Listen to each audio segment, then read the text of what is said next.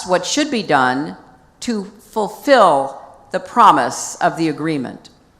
And day 3 is to reimagine the economic prospects for Northern Ireland, especially in light of the Windsor Agreement framework.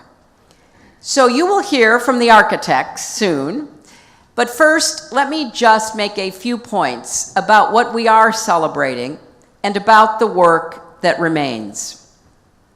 I think all of us know how difficult it was to secure the Good Friday Agreement, how much work and sacrifice it took on all sides to bring about peace, and how much effort has gone into implementing its tenets and building a new government in Northern Ireland.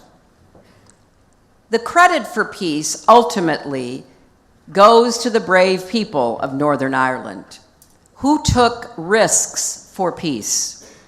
I well remember Bill's and my first trip here in 1995, the first time a sitting United States president visited Northern Ireland. And after the Christmas tree lighting ceremony in front of Belfast City Hall, in the midst of that enormous crowd where so many of the people gathered were holding the hands of their children or holding smaller children on their shoulders, we gathered right here in Whitla Hall. Catholic leadership stood on one side of the room, Protestants stood on the other. It was not easy for them to reach across that literal, physical divide. It took years of building trust, and it took courage. Bill and I moved back and forth between them, meeting and talking with them. We understood then that making peace and making peace endure would require patience and follow through, and would take time. I remember also on a visit in 2009 when I was Secretary of State, talking with Martin McGuinness and Peter Robinson as they worked through thorny challenges of governing together. That took courage too. And of course, there wouldn't be a Good Friday Agreement to celebrate today if it were not for the women of Northern Ireland.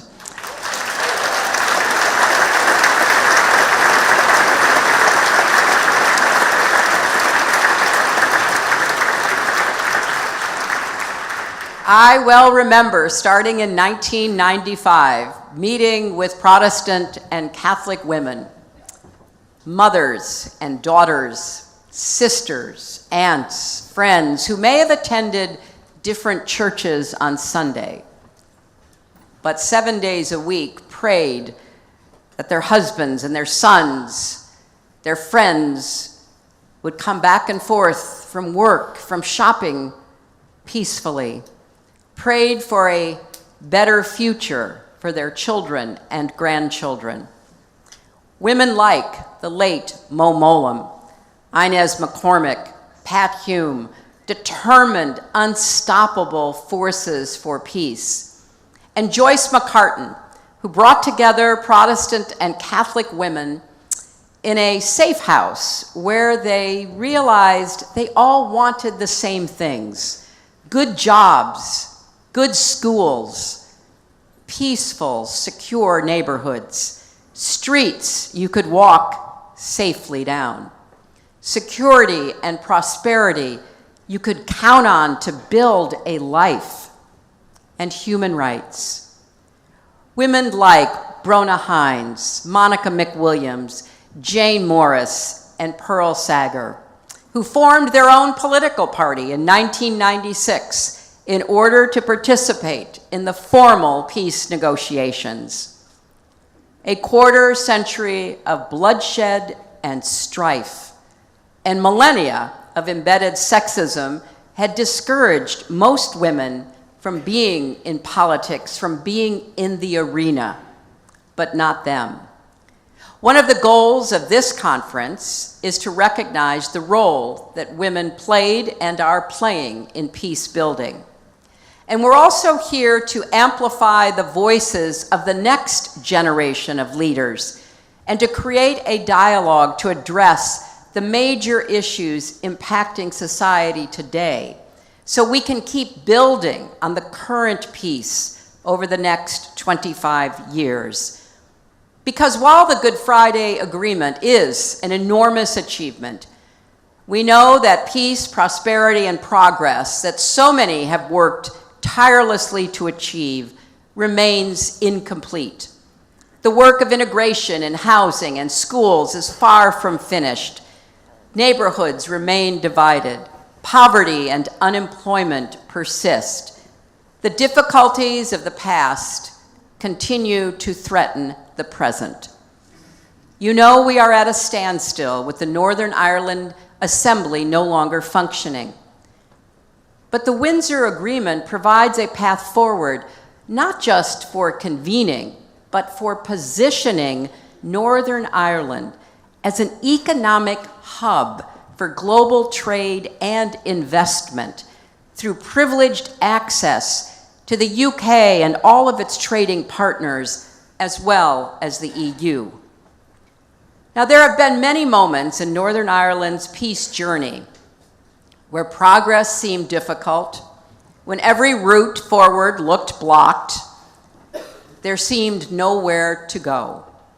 But you have always found a way through, and I believe you will again, because the stakes for the people of Northern Ireland are so high. You stand as an example to the world of how even the staunchest adversaries can overcome differences to work together for the common and greater good.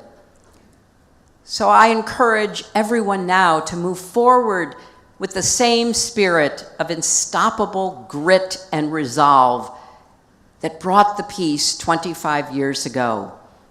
Your friends in the United States will be behind you all the way as you work toward peace, prosperity, and stability that lasts. So that is what we are here to discuss over the next 3 days.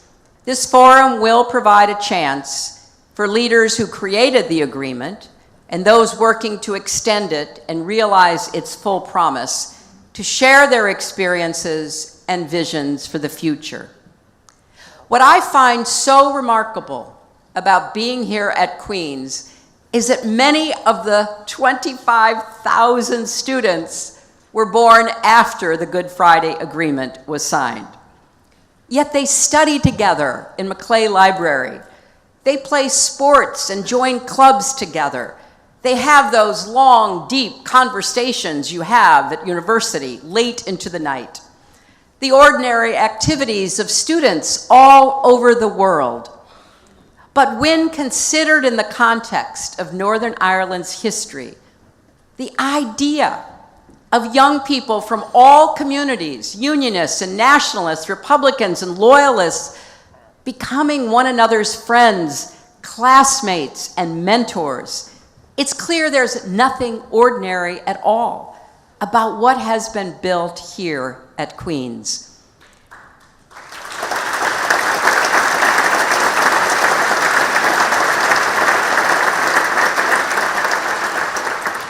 And what an example and model it sets for not just Northern Ireland, but the rest of us.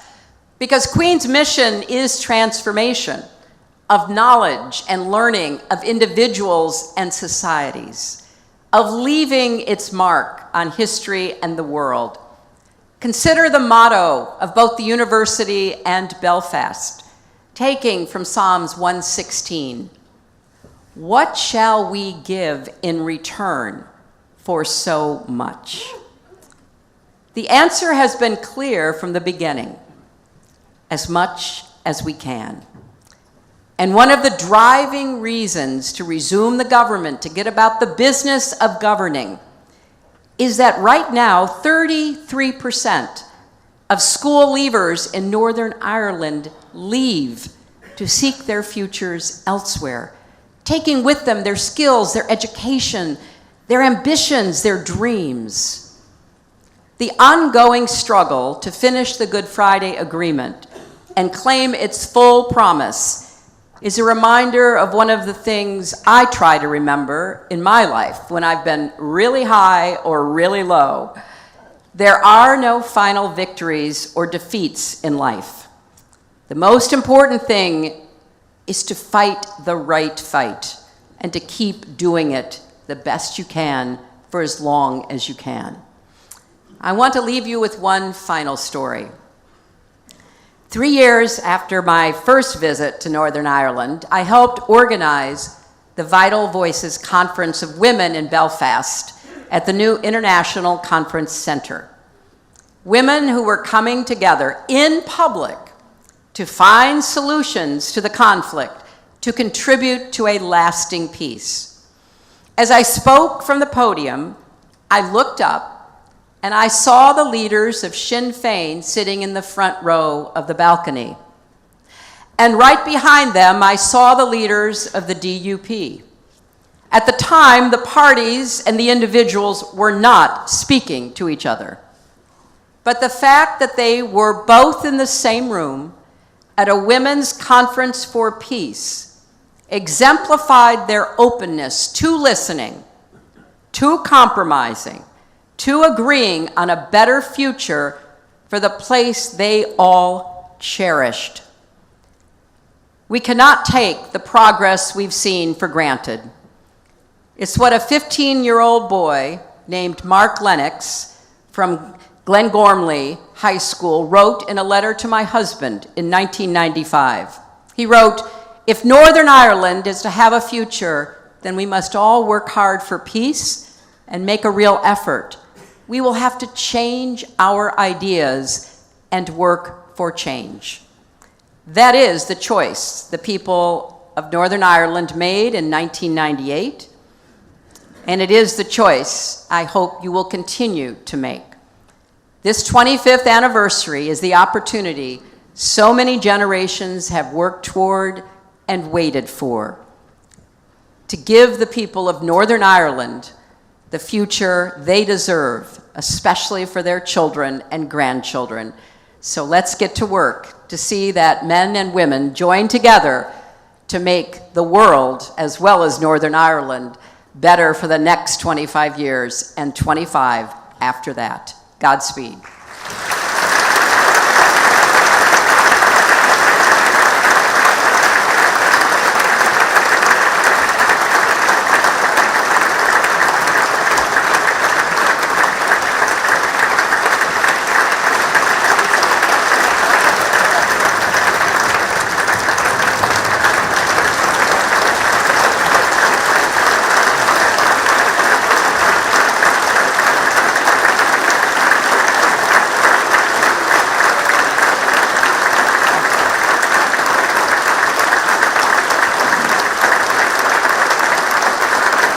Thank you. Distinguished guests, ladies and gentlemen, thank you for being here to witness this historic anniversary. May it be the first of many. Thank you for your very warm reception. It's a great honor and a pleasure for me and my wife Heather to be here with you today.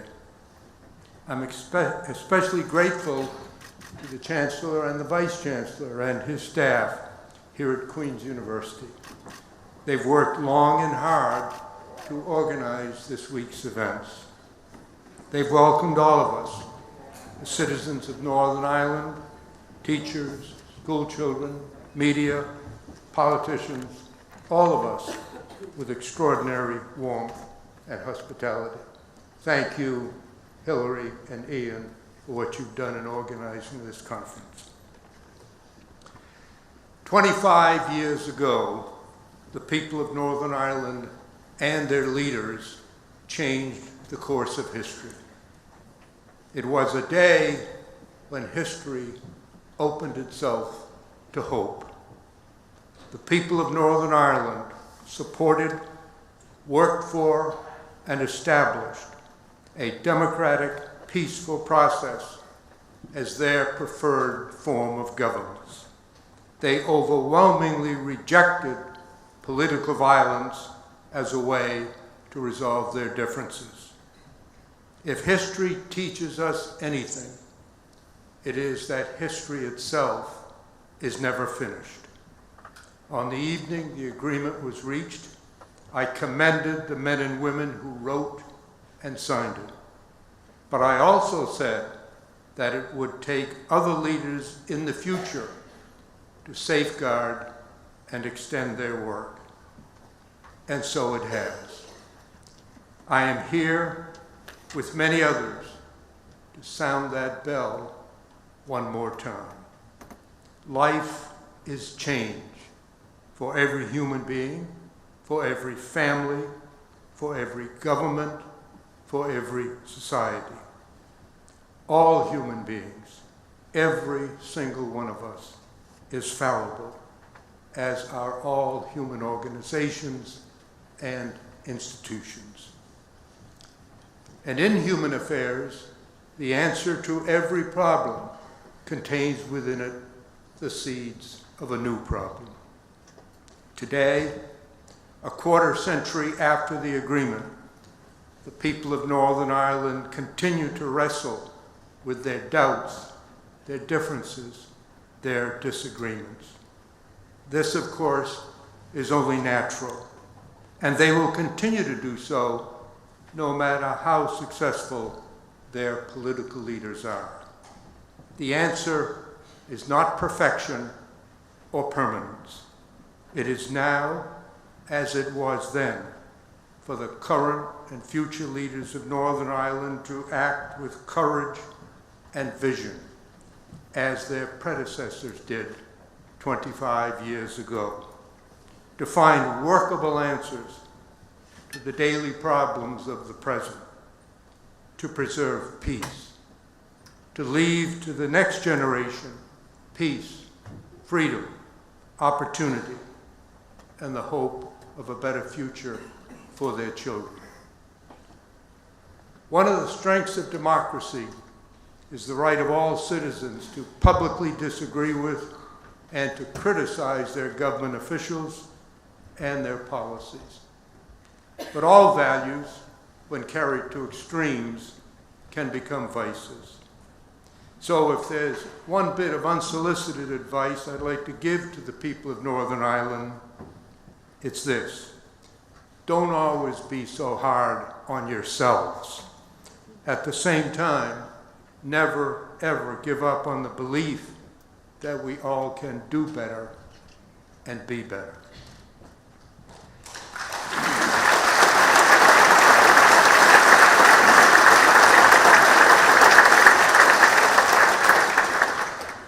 The future becomes the present in a heartbeat. 6 years ago, I made one of my many visits to Northern Ireland. The United Kingdom was wrestling with Brexit. In the United States, we had just elected President Trump. While I was here, I was asked several times essentially the same question. Can you comment on how terrible and upsetting the politics are here in Northern Ireland? So much anger, so much disagreement, so much distrust. In reply, I said, well, I can't speak for the UK, but I've just come from the United States, and I don't think any American is in a position to lecture others on their disagreements.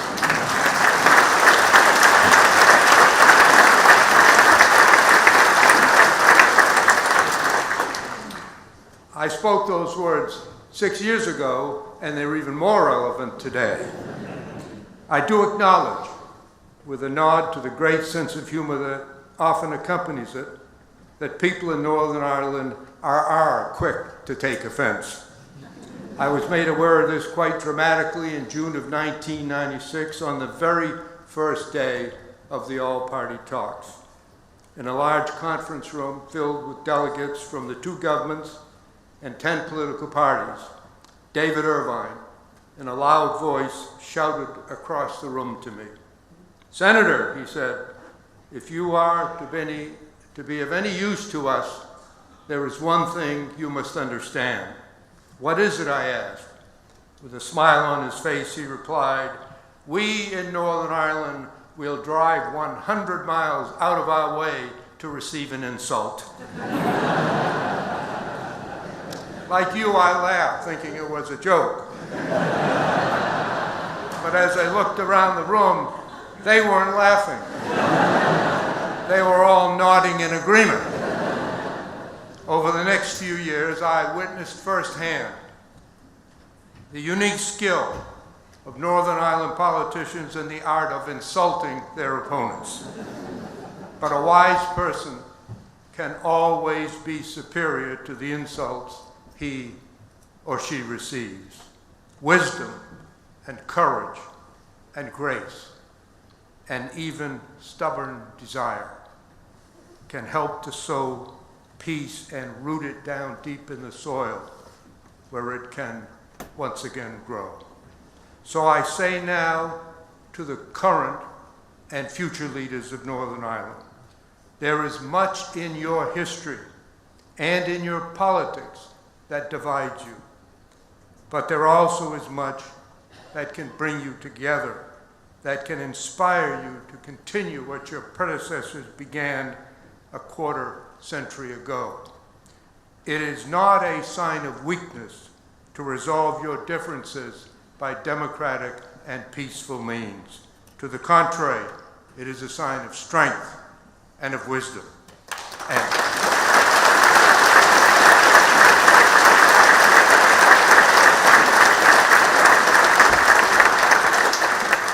And it clearly reflects the will of the overwhelming majority of the people of Northern Ireland. Yes, they often disagree, sometimes very strongly. Yes, they may take offense quickly, but it is unmistakably clear that the people of Northern Ireland do not want to return to violence, not now and not ever.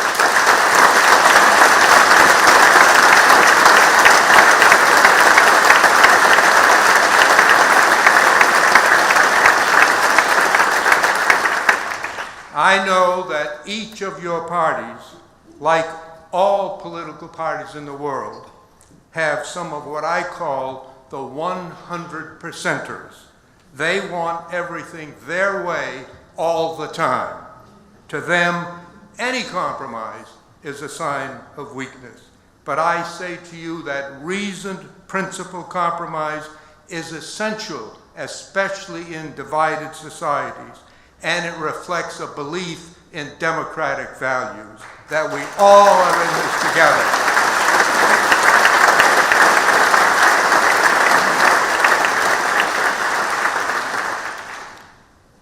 There is great depth in recognizing that the only way to help us emerge from the rubble of conflict is that we must learn to understand one another.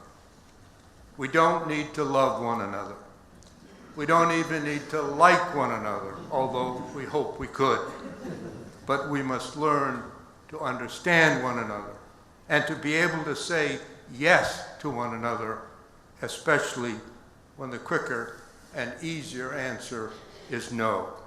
Because like it or not, we are all in this together. Facing the reality of the future rather than clinging to the myths of the past takes strength and courage and vision. Those we honor today showed those qualities a quarter of a century ago. They will be forever remembered, and others will be remembered as well. One grim but tangible memory is in these statistics. According to the Northern Ireland Police Service and the Northern Ireland Statistics Agency, from the start of the Troubles until 1998, over 3,500 people were killed and an estimated 50,000 were injured in sectarian violence. In the 25 years since the agreement was reached, there have been about 164 security-related deaths. But don't think of these just as numbers, because they are not. Think of them as mothers and fathers, sons and daughters, whose lives were cut short or permanently impaired. Still, to this day, their lives echo down through the years. And so I ask each and every person in this hall to stand and honor all of these lives, and every one was an individual human being. All of these lives with a moment of silence. Please stand.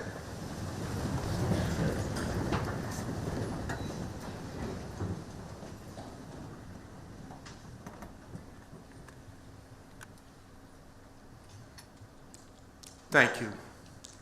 Please be seated.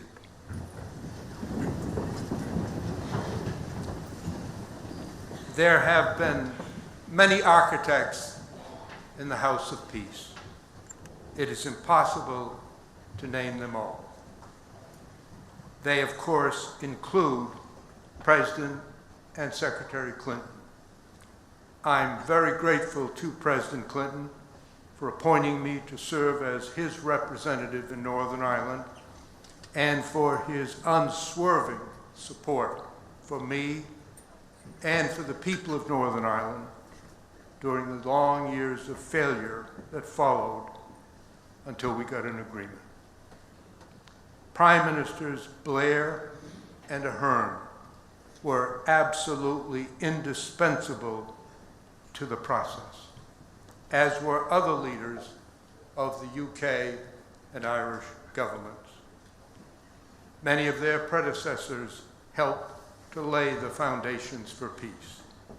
They include Albert Reynolds and John Bruton in Ireland, and John Major in the United Kingdom. Major and Bruton made the crucial decisions to establish the all-party talks and to invite the independent chairman to head that process.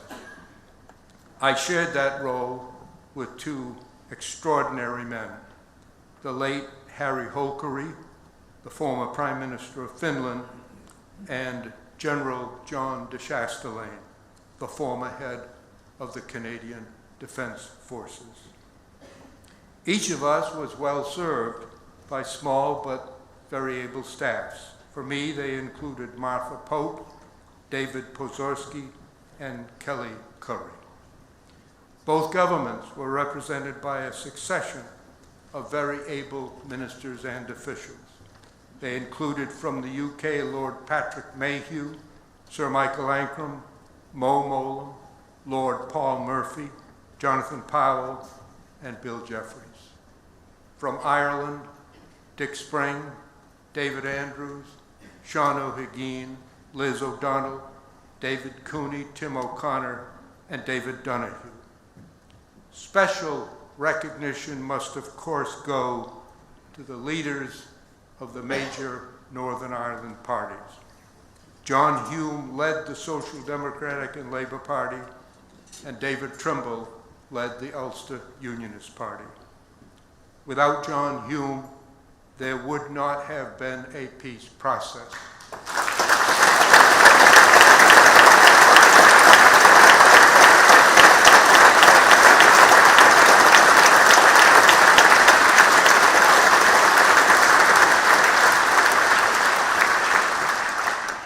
Without David Trimble, there would not have been a peace agreement.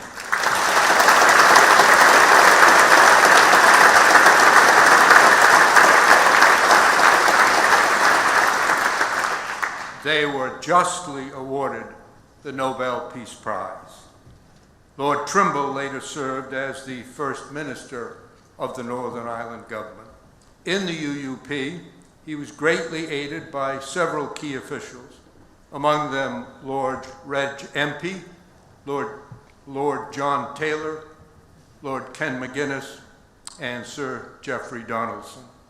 In the SDLP, John Hume received strong support from several talented leaders, including Seamus Mallon, a brilliant orator and negotiator who later became Deputy First Minister, and Mark Durkan Brid Rogers, and Sean Farren.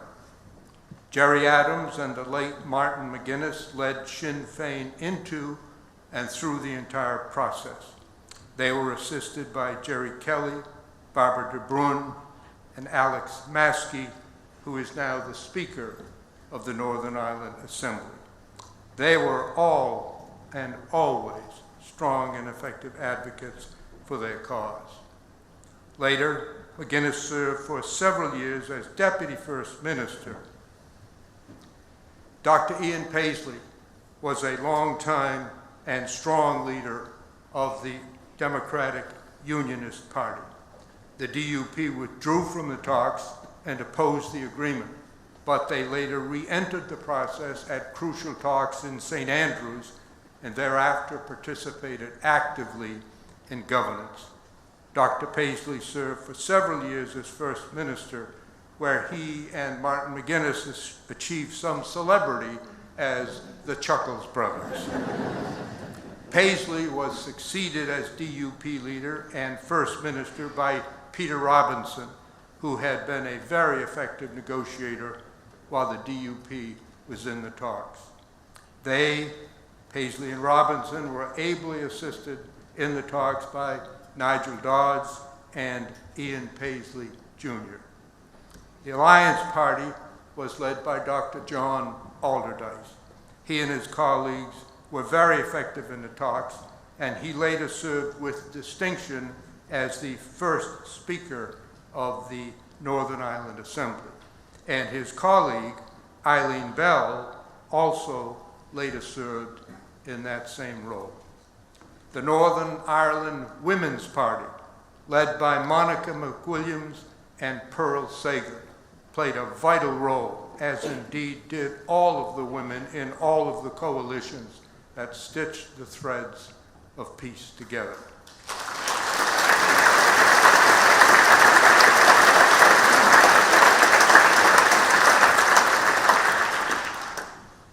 The Loyalist parties were small in number, but they played a very large role in the negotiations. Their leaders were David Irvine and Gary McMichael. Both were outstanding and powerful advocates for peace. They were assisted by other articulate leaders like Billy Hutchinson and Dawn Purvis. The Labour Party was effectively led by Malachy Curran. With the perspective of a quarter century, the strength of these leaders and the people they represented has become clear. Their places in history have been assured. I now know them all as friends. The only thing that gives me pause about reading this long list of honorees is that in the dust of my memory, I likely have inadvertently left out some who should have been included. And if so, I sincerely and profoundly apologize. So I'd like to now ask you to stand again to applaud these courageous men and women who brought peace to Northern Ireland with a sound that will ring out for years to come.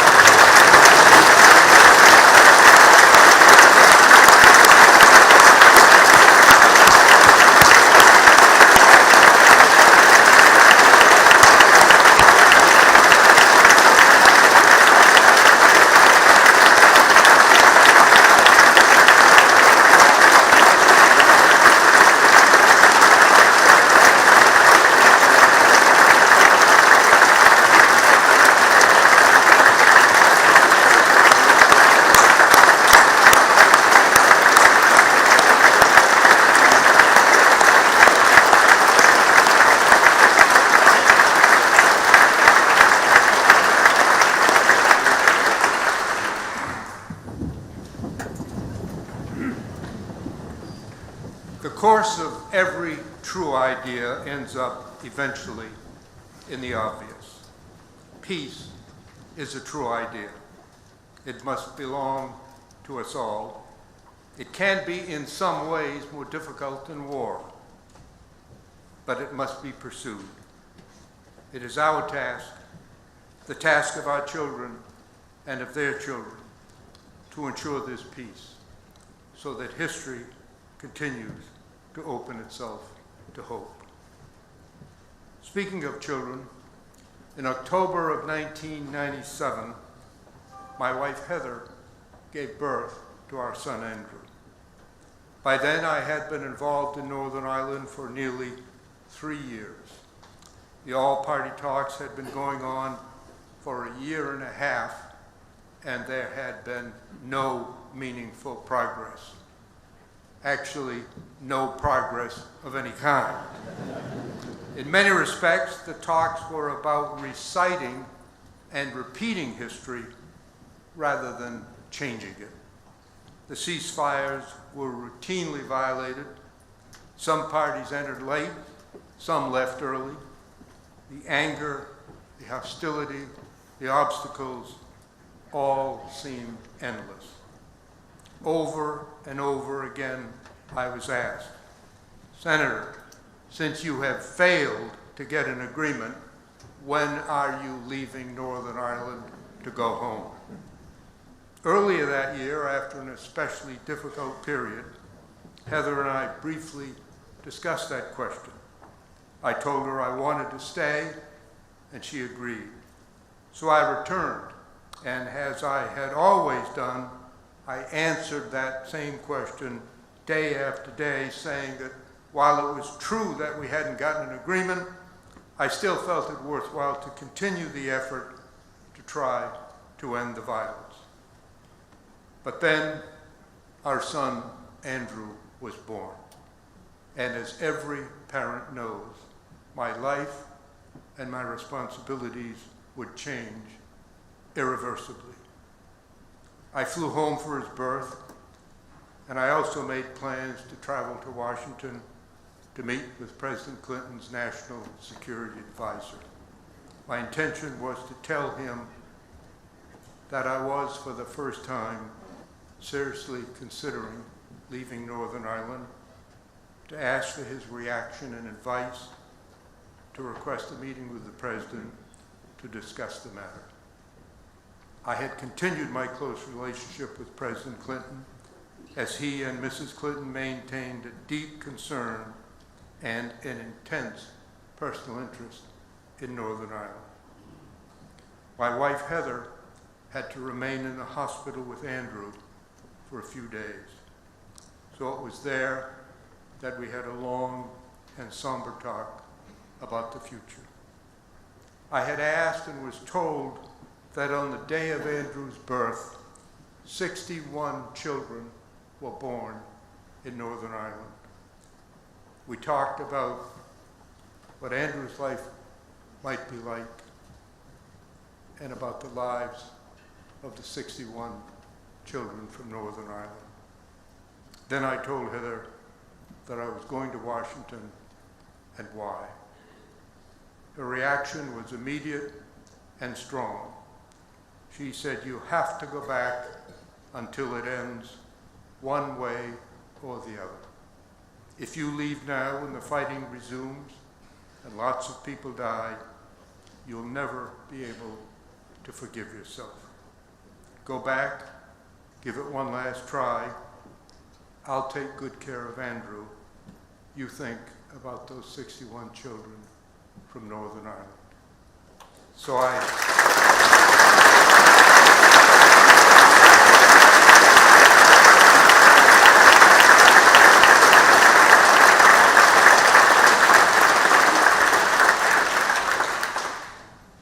I canceled the trip to Washington and returned to Northern Ireland. And when I got back to Belfast, I felt like I was coming home. But coming home doesn't always mean returning to safety. Unfortunately, the situation continued to deteriorate. Just before Christmas of 1997, I met with the party leaders to try to get them to agree on a statement of the major issues to be resolved. Mind you, this was not trying to get agreement on the answers to any questions. It was, after a year and a half of discussion, just to get them to agree on the wording of the issues that were to be resolved. At first, the meeting was amicable and positive. Then suddenly, the mood turned intensely negative. The old resentments returned, the insults resumed, and the meeting broke up in anger and acrimony. For the first time, I felt a sense of defeat. Then, it quickly got even worse. A few days later, just after Christmas, a prominent loyalist paramilitary leader was killed while in prison. That touched off a round of retaliatory violence that threatened to end the talks and to plunge Northern Ireland back into the troubles. The next series of meetings, some in London in January and in Dublin in February, were not in any sense negotiations. To the contrary, they became outlets for anger, for hostility, and the desire for revenge, as each side blamed the other for the escalating violence. Two parties were suspended from the talks. As we left Dublin, the mood was negative and the outlook bleak. So much effort seemed to be going down the drain of history. On the flight back to the US, my sense of defeat and despair deepened. And then I recalled Heather's words, one last try. I took out a pad of paper and I wrote down the draft of a plan for a final intensive effort with an early, unbreakable deadline. I talked with my two colleagues, Prime Minister Holkry and General de Chastelain. They were in full agreement. When we returned to Belfast in March, we entered into discussions with the two governments and the 8 political parties still in the talks to get an agreement on an early, unbreakable deadline for an end of the talks, one way or the other. That discussion was long and difficult, but finally in late March we got agreement on 2 weeks of final negotiations and, crucially, an unbreakable deadline. My sense of despair gave way to a sense of hope for one important reason. We, the independent chairman, had no authority to impose a deadline. We could propose it as we had, but it required the approval of both governments and of each party. The fact that every party still in the talks agreed to the deadline meant to me that they were sincere in wanting an end to the conflict, despite their deep differences and the nearly 2 years of unproductive haggling they'd just been through. They still faced very difficult issues on which they had strongly conflicting views, but they did not want to return to the violence of the past. And the only way to do that was to reach an agreement. There was another reason for my hopes, personal to me and much less serious. I'd been involved in Northern Ireland for more than 3 years, but I still had a hard time understanding some of what was being said in the negotiations. I'd spent 15 years in the United States Senate, the last 6 as the Senate's leader. The debates were vigorous, but orderly, one speaker at a time. Here, especially in the early years, there was disorder. Delegates from 10 political parties hurled insults back and forth, shouted at and insulted each other, and some regularly and loudly stormed out in protest. I learned that the dramatic walkout is a major feature of political life in Northern Ireland. And the only thing that reminded me of the Senate was that some people spoke often and at very great length. It took a long time to establish an orderly process. Along the way, I made many mistakes. One of them was at the beginning of the talks, and it was in a naive and misguided effort on my part to be helpful. As a politician myself, I knew that all of them, politicians, liked to talk, and none of them liked to listen. So I foolishly said to them, if no one else will listen to you, I will be here. You will be heard. How I regretted that. Over the next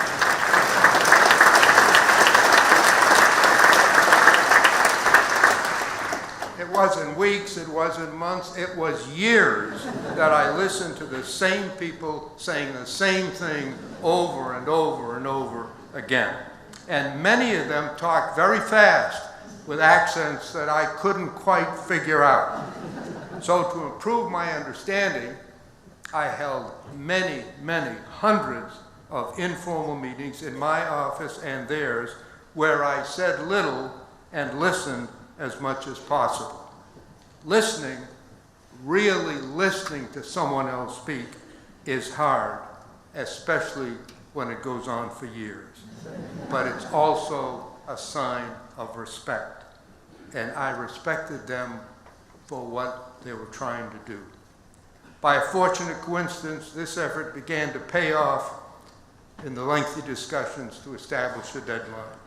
So as we began the last 2 intensive weeks, I was encouraged by the fact that finally I could understand everything that was being said. More importantly, the long period of listening greatly helped me in the search for common ground. We set a deadline of midnight, Thursday, April 9. We didn't meet that deadline, and we also failed to meet the targets we had set for each of the 14 days of the final effort. My memory of those 2 weeks is a blur of constant activity as 2 governments, 8 political parties, and the independent chairman sought a written agreement on which all could agree on 3 complex and related relationships within Northern Ireland, between Northern Ireland, and between Ireland and the United Kingdom. My admiration grew for the men and women who struggled to find common ground against a history of distrust, disagreement, and violence, to the limits of their physical capacity and under enormous political pressure.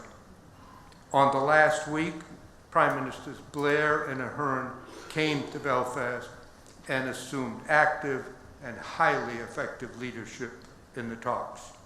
On the last night, President Clinton stayed up all night in the White House talking to the prime ministers and to the party leaders. By the morning of Friday, April 10th, we had assembled the product of all of these efforts into a single document. 2 years earlier, at the beginning of the talks, I had told the delegates that if there was ever to be an agreement, it had to be theirs. No acceptable agreement could be imposed from above or from outside. As we distributed the final document to them that morning, I reminded them of that statement orally and in writing. I said to them, virtually every word in this document has been spoken or written by someone from Northern Ireland. This is your agreement. It is of necessity a compromise. It does not resolve every issue. There is much in it you will not like. There is much you will like. But this is the end. Now you must decide. And I asked each of them, please say yes. Each of the parties then went into caucus. Through the day, they debated the future of their homeland, of their constituents, of their families. Their questions and concerns were many and varied. The prime ministers tried to answer their questions, to reassure them, to encourage their approval. By the afternoon, the final calls started coming in, at first a trickle, then a rush, and then there was a lull as I waited for the last call. Shortly before 5, David Trimble called me. I will never forget his words. We're ready to do the business. The party leaders and the government officials gathered in the large conference room, already crowded with reporters, television crews, staff, many others. I had suggested an immediate vote to be followed by a discussion. Nobody objected or disagreed, but in the excitement of the moment, they just started talking, and they went on until everyone had their say. I realized that my suggestion was wishful thinking, and the discussion continued until they were ready to vote. That was fitting because it was their agreement. It still is, and it always will be theirs and yours, so that history continues to open itself to hope. In the future, politicians will tell it one way, the poets will tell it another, and the history books still yet another.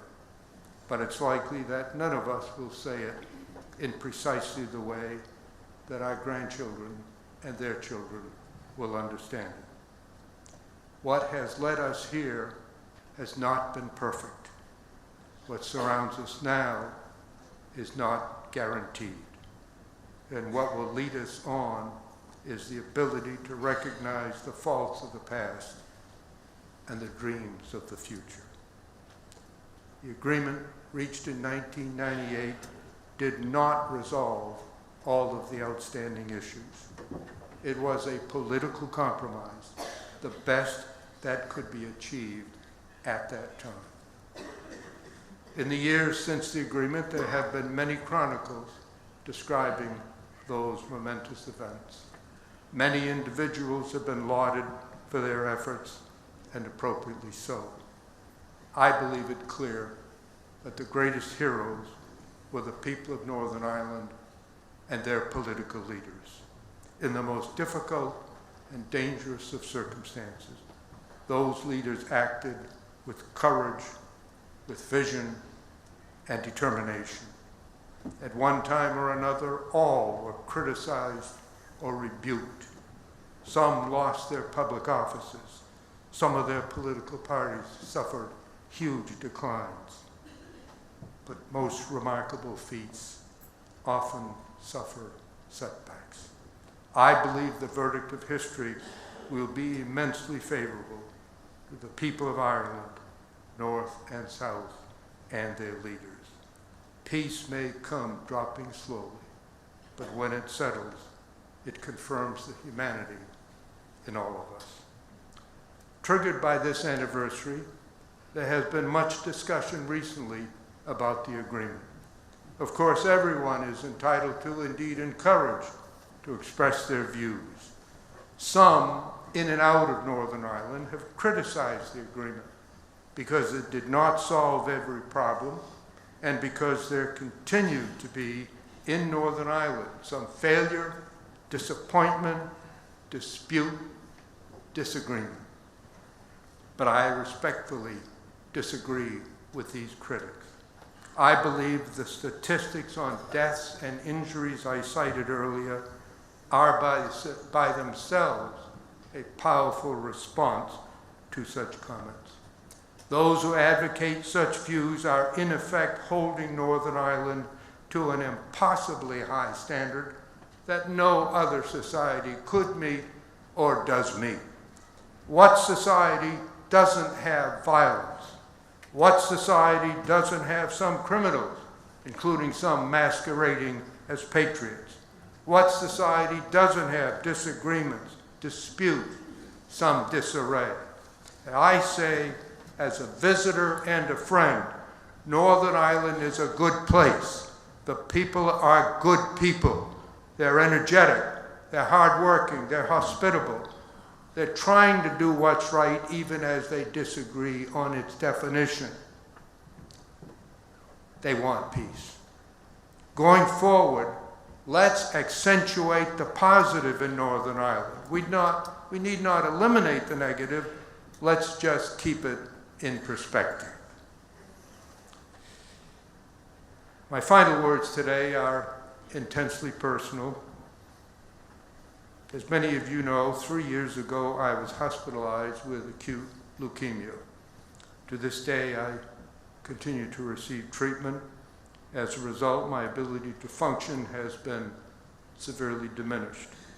This is the first time in 3 years that I've attended and talked at a major public event.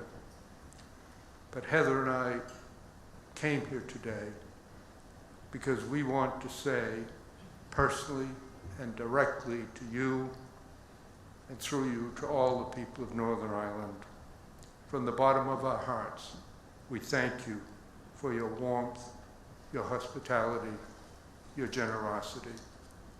We love Northern Ireland, the people and the place, and a very large part of our hearts and of our emotions will forever be with you. In approving the agreement by overwhelming majorities in a free and democratic election, the people of Northern Ireland and of Ireland showed others the possibility of hope. Within the word impossible is embedded the positive word possible. When you approved the agreement, you were also talking to Israelis and Palestinians, to Colombians, to Africans, to Asians, to Americans. In fact, you were talking to the world. This is an agreement for peace and for the future, not just here, but everywhere. We are living in fractured times. We need you. We need your ongoing patience, stamina, and perseverance. We need people who believe, who know that the possible does exist within the impossible. Don't let it slip away. May God grant you the opportunity and prosperity and everlasting peace you deserve. Thank you, Northern Ireland. From the bottom of my heart, thank you, Northern Ireland.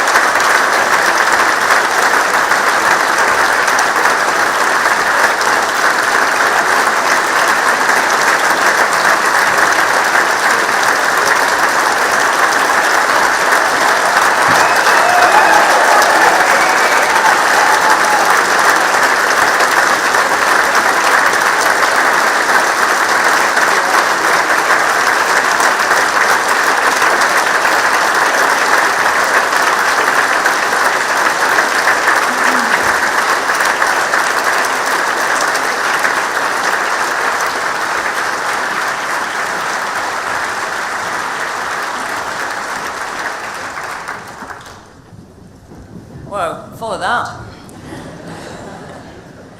Senator Mitchell, thank you so much for such a memorable address and for sharing your wisdom with us. I think we also probably just got some sense of your charm and your humour that must have helped a lot in those long, long negotiations. I'm sure you'll all agree that it has been an absolute privilege to be in the audience this morning and to hear the different perspectives from our speakers. But I think I speak for everybody here when I say how truly honoured we are that Senator Mitchell has been with us today.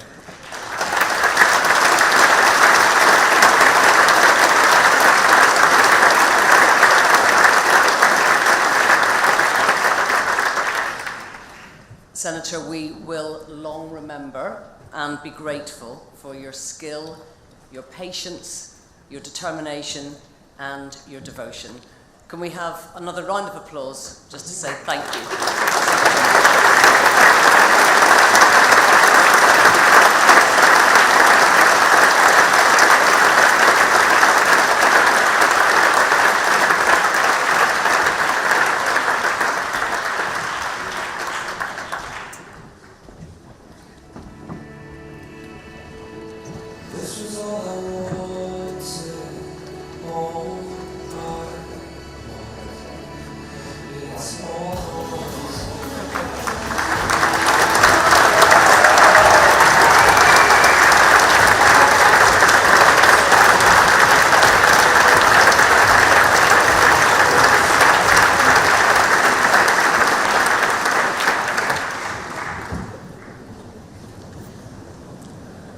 Now, today's theme is reflect, and I'm sure that, like me, after listening to this morning's speakers, many of you have been thinking back about the last 24 years and just how much has changed in Northern Ireland.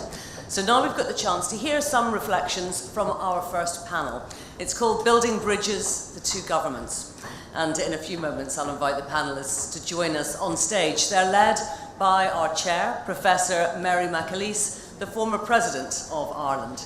And the Professor is joined by Paul Murphy, Lord Murphy, former Secretary of State for Northern Ireland, by Tim O'Connor, former Secretary General to the President of Ireland, Liz O'Donnell, a former Minister of State and representative of the Irish government in those negotiations, and Jonathan Powell, the lead British negotiator on the agreement. So please join me in welcoming them all on stage.